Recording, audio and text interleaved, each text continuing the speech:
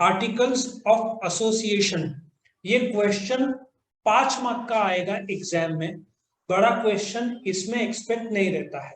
बड़ा question memorandum of association के clauses पर आएगा, लेकिन इसका इंपॉर्टेंस है मेमोरेंडम और आर्टिकल्स का डिस्टिंग्विश में। ठीक है, मैं तुमको रिलायंस इंडस्ट्रीज लिमिटेड का मेमोरेंडम और आर्टिकल्स, जिसमें मेमोरेंडम के वीडियोस मैंने पहले रिकॉर्ड किए हैं, मैं तुमको आर्टिकल ऑफ एसोसिएशन रिलायंस का भी इस वीडियो में बताऊंगा, तो तुमको क्लियर हो जाएगा। नो, जब मेमोरेंडम बनाते हैं तो मेमोरेंडम में 6 चीजें रहते हैं। क्या? कंपनी का नाम, कंपनी का पता, ऑब्जेक्ट क्लॉज, फिर कैपिटल क्लॉज, लायबिलिटी क्लॉज और सब्सक्रिप्शन क्लॉज। लेकिन इसके अलावा मेमोरेंडम में कुछ नहीं रहेगा। एक तुम ये मेमोरेंडम आर्टिकल्स देखोगे, रिलायंस का 250 पेज का दिख रहा है, 249 पेज का, इसमें मुश्किल से 15 पेज मेमोरेंडम होगा, बाकी 235 पेजेस आर्टिकल ऑफ एसोसिएशन है। तो आर्टिकल ऑफ एसोसिएशन होता क्या है? नाउ सबसे पहले तुम बोलोगे रजिस्ट्रेशन के टाइम में 2 डॉक्यूमेंट सबमिट करना पड़ता है। कौन सा? मेमोरेंडम ऑफ एसोसिएशन और दूसरा आर्टिकल्स ऑफ एसोसिएशन। तो article of association rules and regulation है for the internal management of the company.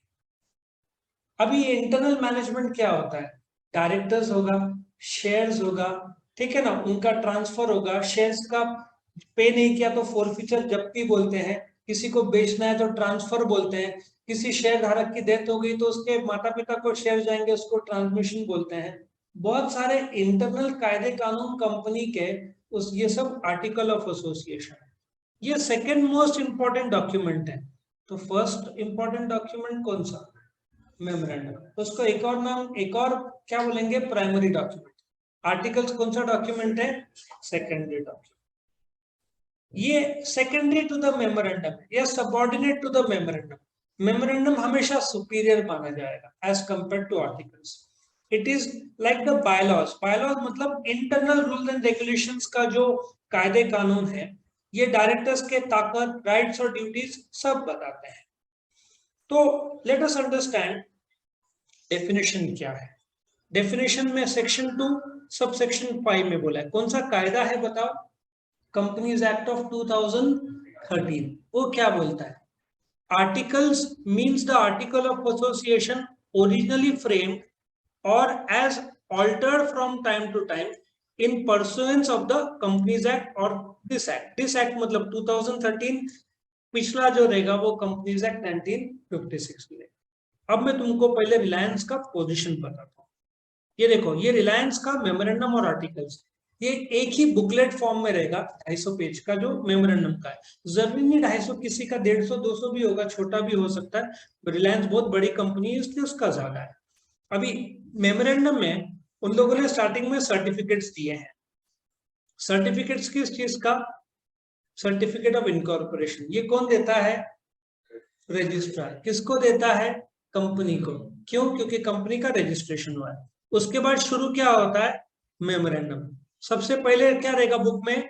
Memorandum of association. ये देखो मेमोरेंडम ऑफ रिलायंस है, पर इसका वीडियोस में पहले बना चुका हूं, तुम देख सकते हो पिछले वीडियोस, उसमें मिल जाएगा। अब देखो हम आगे बढ़ाते हैं, मेमोरेंडम को पहले खत्म कर देते हैं।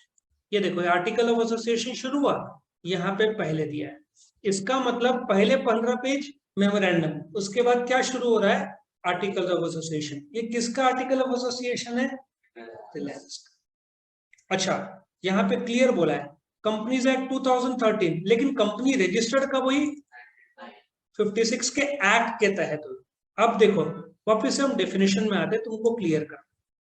Memorandum means the sorry article means the article of association originally framed और as altered from time to time. जब रजिस्ट्रेशन हुआ रहेगा 1956 के तहत, तो वो ओरिजिनली फ्रेम रहा होगा। अभी उनको कुछ बदलाव करना है तो कंपनीज एक्ट 2013 के तहत बदलाव करेंगे। Do you agree? कुछ बदलाव करना है, इंटरनल रूल्स तो बदलते रहते हैं ना वक्त के साथ साथ, तो अभी कुछ बदलाव करना है तो वो लोग बदलाव कर सकते हैं, कोई प्रॉब्लम नहीं। सो आई होप यू अंडरस्टैंड। एक लीगल डॉक्यूमेंट है, कायदे से कंपलसरी है। ये किसके साथ कंपलसरी है बताओ? मेमोरेंडम के साथ। Which contains what? Rules and regulations for the internal management of the company. अलग अलग कंपनी मैनेज डिफरेंटली होते हैं, तो सबके आर्टिकल सेम नहीं रहते, सब अपने जरूरत के हिसाब से बनाया जा सकता है। लेकिन तुम कंपनीज एक्ट 2013 को बाईपास नहीं कर सकते। फॉर एग्जाम्पल, जनरल मीटिंग में कोरम मिनिमम पब्लिक कंपनी के लिए 5 है, उसमें 2-3 लेवल्स है, लेकिन मिनिमम कितना है? 5 है। तुमने आर्टिकल्स में लिखा कि रिलायंस का कोरम 4 ही रखा है, तो ये चलेगा नहीं, नहीं कर सकते। क्यों? तुमने कंपनीज एक्ट को बाईपास नहीं कर सकते। अच्छा, प्राइवेट कंपनी के लिए कोरम कोरम मतलब मिनिमम नंबर ऑफ लोग जो मीटिंग में प्रेजेंट चाहिए for the meeting to be legally valid. Private company के लिए कितना है कोरम? 2। तुम ऐसा नहीं बोल सकते कि 1 से चल जाए। कर सकते हैं? The answer is no. तुम 3 कर सकते हो, प्राइवेट लिमिटेड में कम से कम कोरम 3 चाहिए, लेकिन प्राइवेट लिमिटेड का मिनिमम आंकड़ा 2 को तुम कम नहीं कर सकते। सो आई होप यू अंडरस्टैंड। तो इसमें issue of shares, call on share सब में बताना।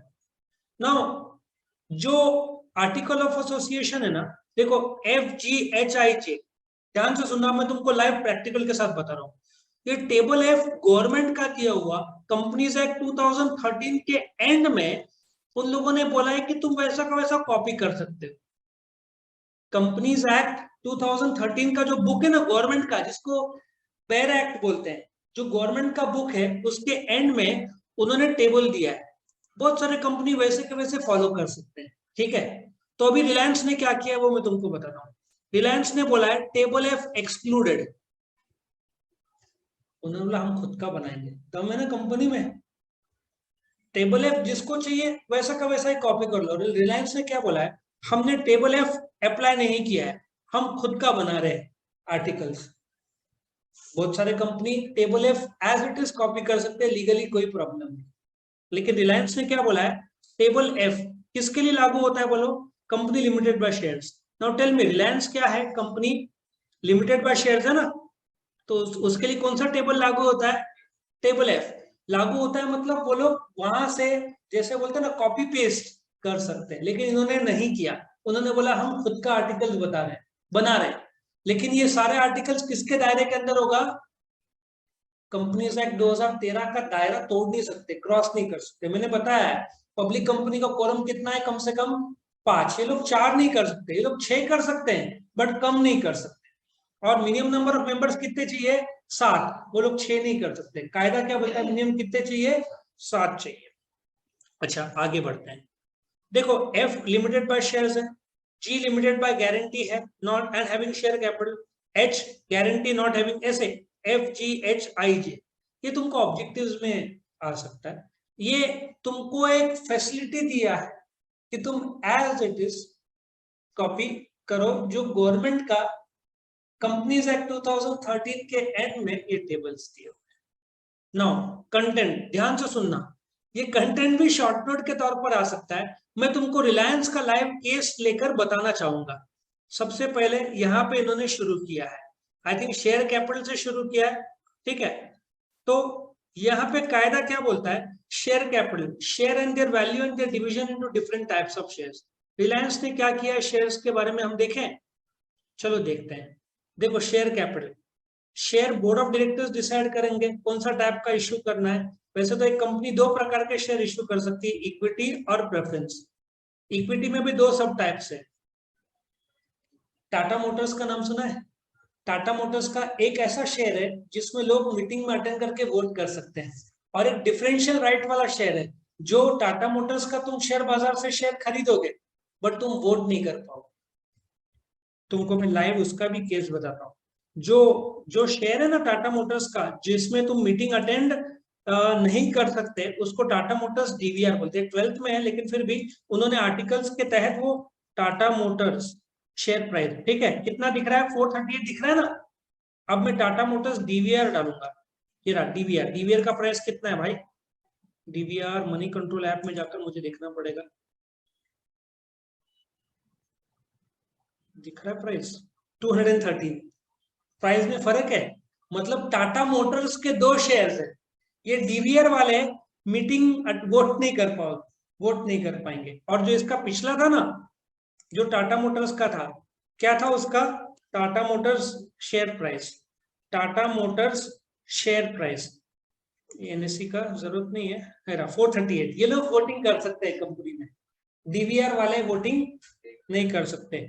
ये यदि तुमने आर्टिकल ऑफ एसोसिएशन में दिया रहेगा तो ये देखो, इक्विटी रिलायंस का विद वोटिंग राइट्स वाले सारे शेयर हैं। रिलायंस का ये जो डीवीआर है ना, डिफरेंशियल राइट्स वाले शेयर नहीं, बट टाटा मोटर्स ने ये डीवीआर वाले और दोनों इश्यू किए हैं। मतलब रिलायंस ने तैयारी करके रखा है, भविष्य में वो लोग डिफरेंशियल वोटिंग राइट्स वाले शेयर इश्यू कर सकते हैं, क्योंकि आर्टिकल्स में मेंशन्ड है। फिलहाल इश्यूड नहीं है, बट भविष्य में कर सकते हैं। The answer is yes. क्यों? आर्टिकल्स में दिया। उसके बाद क्या दिया है? Rights of each class of share holders and procedure for variation of rights. देखो, kind of share capital, share certificate कैसे दिया जाएगा, डीमैट फॉर्म में दिया जाएगा, सर्टिफिकेट इलेक्ट्रॉनिक फॉर्म में रहेगा, ये कागजी फॉर्म में फट गया तो क्या होगा, उसके सब कायदे कानून दिए हैं, लेकिन अभी कागजी फॉर्म में दे सकते। फर्दर इश्यू जब वो लोग चाहे तब कर सकते हैं, ठीक है ना। कंपनी अपने शेयर्स गिरवी रखेगी तो उसके प्रोसीजर दिए हुए हैं। मतलब यहाँ पे जो पॉइंट्स है ना, राइट्स, प्रोसीजर ऑफ अलॉटमेंट, किसको शेयर देना है, किसके शेयर जब्त करना है, इसके बारे में जो भी कायदे हैं सब इधर लिखा हुआ है। कॉल्स, 10 रुपए का शेयर है, 6 रुपए तुमसे मांगा है, कितना मांगना बाकी है? 4 रुपए। तो बोर्ड ऑफ डायरेक्टर्स जब चाहे तब वो 2 रुपए का कॉल मांग सकते हैं, और वो कॉल जब मांगा है वो कैंसिल भी कर सकते हैं, पोस्टपोन भी कर सकते हैं, ठीक है ना। तो यहाँ पे सब डिटेल्स दिया हुआ है। उसके बाद में रूल्स रिगार्डिंग ट्रांसफर, मुझे शेयर बेचना है किसी को, एक आदमी की डेथ हो गई तो उसके माताजी के नाम पर ट्रांसमिशन हो जाएगा। शेयर्स गिरवी रखने का, शेयर कैपिटल बढ़ाने का, घटाने का, डायरेक्टर्स का। अच्छा, इन लोगों ने एक और खासियत है यहाँ पे, देखो ट्रांसफर ऑफ शेयर्स के कायदे दिए हुए हैं। किसी को बेचना है, किसी की डेथ हो गई तो उसके जो नॉमिनी है ना, फादर मदर के नाम पर शेयर चले जाएंगे, उसके कायदे दिए हैं। शेयर्स का पैसा नहीं भरा, कॉल 6 रुपए का शेयर है, 2 रुपए मांगा, भरा नहीं तो उसके जब्ती के कायदे हैं, फोरफीचर, ये सब 12th में तुमको प्रैक्टिकल प्रोसीजर्स है, ये सब के बारे में दिया है। शेयर्स का बदलाव, बढ़ना, घटना, ऑल्टरेशन के बारे में उन लोगों ने कहा है। जॉइंट होल्डर्स, ज्यादा से ज्यादा नॉर्मली 3 लोग मिलकर शेयर खरीद सकते हैं, ठीक है ना, उसके बारे में कायदे हैं। फिर शेयर्स का बोनस शेयर, फुकट का शेयर्स किसी को देना है, उसके बारे में कायदे दिए हैं। बायबैक ऑफ शेयर्स, मीटिंग्स के कायदे, जनरल मीटिंग में क्या होगा उसके कायदे, ठीक है। फिर एडजर्नमेंट, मीटिंग नहीं हुआ तो पोस्टपोन के कायदे, वोटिंग के कायदे, ठीक है। फिर प्रॉक्सी, जो मीटिंग में मैं नहीं आ पाया, मैं किसी और को भेज सकता हूँ, द आंसर इज यस, उसको प्रॉक्सी बोलते हैं, उसके कायदे। फिर बोर्ड ऑफ डायरेक्टर्स, इन्होंने देखो क्या बोला है, Shri Mukesh Ambani shall not be director to retire by rotation. मतलब मुकेश अंबानी रिटायर होगा ही नहीं, ये तुमको मैं डायरेक्टर चैप्टर में सिखाऊंगा। 6 डायरेक्टर है, उसमें से 2/3 कितना हुआ? 4 डायरेक्टर हर साल, 4 में से 1/3 हर साल रिटायर होंगे, मतलब हर साल 2 रिटायर होंगे, लेकिन मुकेश अंबानी रिटायर नहीं होंगे। देखो, मतलब हर साल मुकेश अंबानी को अपॉइंटमेंट की जरूरत नहीं है, he will be continuing as a director, articles में लिखा हुआ है। मतलब उनको अपॉइंटमेंट की भी जरूरत नहीं है। आया समझ में? अपॉइंटमेंट तो हो गया, लेकिन हर साल की कोई जरूरत नहीं, क्लियर कट यहाँ पे कायदे दिए हुए हैं। सो इंक्रीज, ये देखो पूरा। सो किस किस के बारे में रहेगा, तो ये एग्री, शेयर कैपिटल के बारे में रहेगा, शेयर होल्डर के बारे में रहेगा, फिर डायरेक्टर्स के बारे में रहेगा, मीटिंग्स के बारे में रहेगा, रिजर्व्स का क्या करना है उसके बारे में रहेगा, कर्जा, share certificate, audit committee, corporate social responsibility. कितना है, मैं बताने जाऊं तो कम से कम 10 घंटे का लेक्चर बन जाएगा। क्यों? क्योंकि तुम्हारा आर्टिकल ऑफ एसोसिएशन 235 पेज का, रिलायंस का अकेले का आर्टिकल्स है, और अभी तो मैं सिर्फ 47 पेज में हूं। सोचो कितना बड़ा है, तुमको इतना डीप जाने की जरूरत नहीं है, बट ये सब अलग अलग कायदे हैं रिलायंस के। देखो, डिविडेंड रिजर्व सब दिया है, भर भर के दिया है, ताकि बाद में प्रॉब्लम ना हो। और इन लोगों ने साइन किया है, देखो 7 लोगों ने क्लियर कट बताया कि हम स्वीकारते हैं, पूरा डिटेल दिया है। स्कीम ऑफ अरेंजमेंट्स यहाँ पे पूरा डिटेल दिया है, समझ में आ रहा है? सो ये जो मेमोरेंडम में 7 लोग साइन करेंगे, आर्टिकल्स में 7 लोग साइन करेंगे, एक विटनेस साइन करेगा। तो ये था तुम्हारा मेमोरेंडम, आर्टिकल्स के कंटेंट क्या क्या होंगे शॉर्ट में बताओ। शेयर कैपिटल के बारे में रहेगा, शेयर्स के बारे में रहेगा, शेयर्स में जो पैसा मांगेंगे कॉल्स के बारे में रहेगा, जब्ती के बारे में रहेगा, ट्रांसफर के बारे में रहेगा, ट्रांसमिशन के बारे में रहेगा, meetings, board of directors, share certificates, borrowing powers, ये सब के बारे में रहेगा। ठीक है। सो आर्टिकल ऑफ एसोसिएशन में प्राइवेट आर्टिकल ऑफ में contain 3 restrictions. Limit the number of members to 200। ज्यादा से ज्यादा कितने मेंबर्स हो सकते हैं प्राइवेट लिमिटेड में? 200।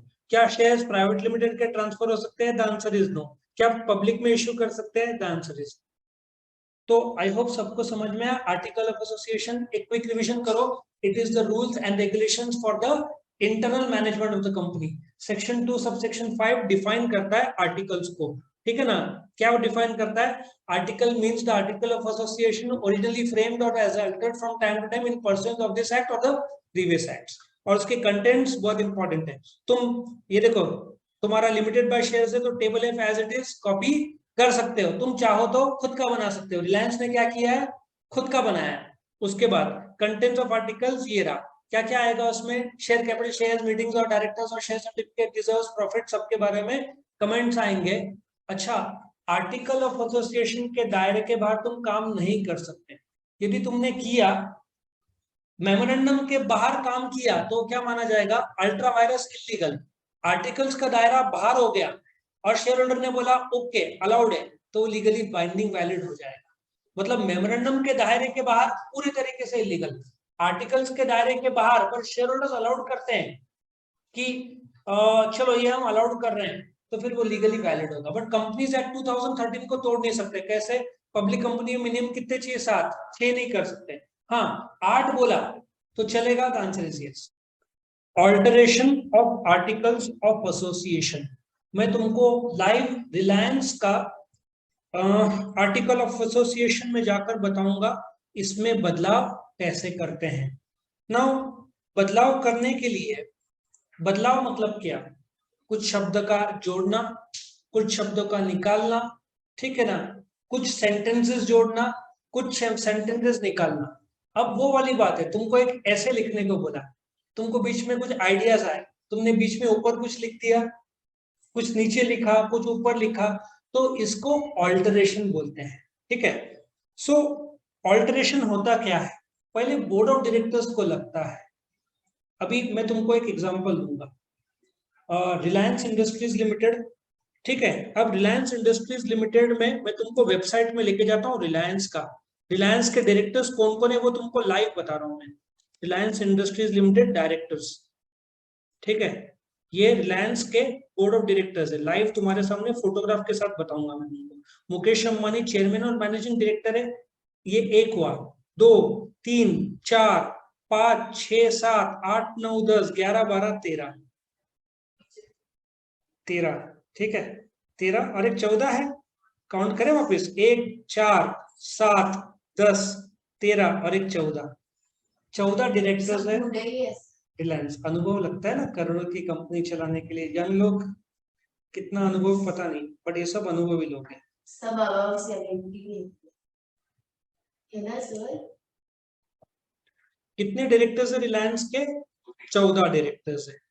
नाउ इन लोगों ने सपोजिटली डिसाइड, इनमें से कंपनीज एक्ट में कुछ डायरेक्टर्स को हर साल रिटायर होना होता है। कायदा बोलता है कुछ डायरेक्टर्स, अब उसके कैलकुलेशन रहते हैं, वो डायरेक्टर्स चैप्टर में हम देखेंगे। लेकिन इन लोगों ने, ठीक है, कुछ ऑल्टर किया रिलायंस, जो रिलायंस का आर्टिकल ऑफ एसोसिएशन, वो बताता हूं। इन्होंने क्या लिखा है? Shri Mukesh Ambani shall be a director not liable to retire by rotation. इसका मतलब मुकेश अंबानी परमानेंट डायरेक्टर हो गए। The board shall have the power to determine the directors whose period of office is or is not liable to determination by determination of directors. बाकी board of directors decide करेंगे कि किसका कितना कार्यकाल होगा, time frame, और कोई retire by rotation होगा कि नहीं। तो मुकेश अंबानी को एक्सप्रेसली क्या बोला है? वो रिटायरिंग बाय रोटेशन नहीं। ये क्लॉज यदि पहले नहीं होगा तो ये जोड़ा जा सकता है, लेकिन ये जोड़ने के लिए उनको 2 चीज करना पड़ेगा। क्या? पहले तो बोर्ड ऑफ डायरेक्टर्स मीटिंग बुलाया जाएगा, उसमें वो लोग ये लाइन बनाएंगे कि Shri Mukesh Ambani will not retire by rotation, number 1। उसके बाद उनको बुलाना पड़ेगा जनरल मीटिंग। जनरल मीटिंग किसका होता है? शेयर होल्डर्स का होता है। उस मीटिंग में शेयर होल्डर्स 75% वोट से हाँ बोलेंगे। मतलब 100 शेयर है तो कितने? 75% वोट्स वाले बोलेंगे ठीक है हम स्वीकारते हैं। और ये स्वीकारने के बाद ठीक है 30 दिन के अंदर वो स्वीकारने को टेक्निकल भाषा में स्पेशल रेजोल्यूशन बोलते हैं। ये रहा स्पेशल रेजोल्यूशन। ये 30 दिन के अंदर रजिस्ट्रार के पास फाइल करो, एक नया आर्टिकल्स फाइल करो। देखो ये नया फाइल किया होगा, उसमें लाइन जोड़ा होगा, ठीक है। और फिर तुम्हारा प्रिस्क्राइब्ड फीस भी लगेगा, वो फीस पे कर दो तो तुम्हारा काम हो जाएगा। तो आर्टिकल में बदलाव कैसे होता है? तुम पूरा का पूरा नया आर्टिकल बनाओ, उसमें कुछ आर्टिकल कुछ नंबर डिलीट करो। हो सकता है कि तुम इसमें बोल सकते 85 नहीं चाहिए, ठीक है ना। यहाँ पे बोला 3 से कम नहीं चाहिए और ज्यादा से ज्यादा 14। अब प्रॉब्लम ऐसा है कि ये लोग को 14 के ऊपर अपॉइंट करना है तो इनका आर्टिकल अलाउड नहीं कर रहा है ना। तो देखो 14 डायरेक्टर्स है, 15 कैसे कर सकते हैं? आर्टिकल ही अलाउड नहीं कर रहा है। लॉजिक समझ में आ रहा है? अब ये लोग चाहते हैं कि आप 15 डायरेक्टर्स हो, तो इनको क्या करना पड़ेगा? डायरेक्टर्स मीटिंग बुलाना पड़ेगा, फिर शेयर होल्डर्स का मीटिंग बुलाना पड़ेगा और फिर 14 का 15 करना पड़ेगा, क्योंकि आर्टिकल ही अलाउड नहीं कर रहा। देखो आर्टिकल्स में क्या होगा? नया आर्टिकल्स, डिलीशन ऑफ आर्टिकल, कुछ नया आर्टिकल, कुछ सब्स्टिट्यूट, कुछ बदलाव, शब्दों का खेल है भाई। लेकिन कंपनीज एक्ट 2013 को तोड़ नहीं सकते लोग। समझ में आ रहा है? मैं तुमको एक एग्जांपल देता हूं। यहाँ पे ये आंकड़ा ये लोग तो नहीं रख पाएंगे, क्योंकि पब्लिक लिमिटेड के लिए कम से कम 3 डायरेक्टर चाहिए रहते हैं। 2 बोला तो कंपनीज एक्ट 2013 टूट जाएगा।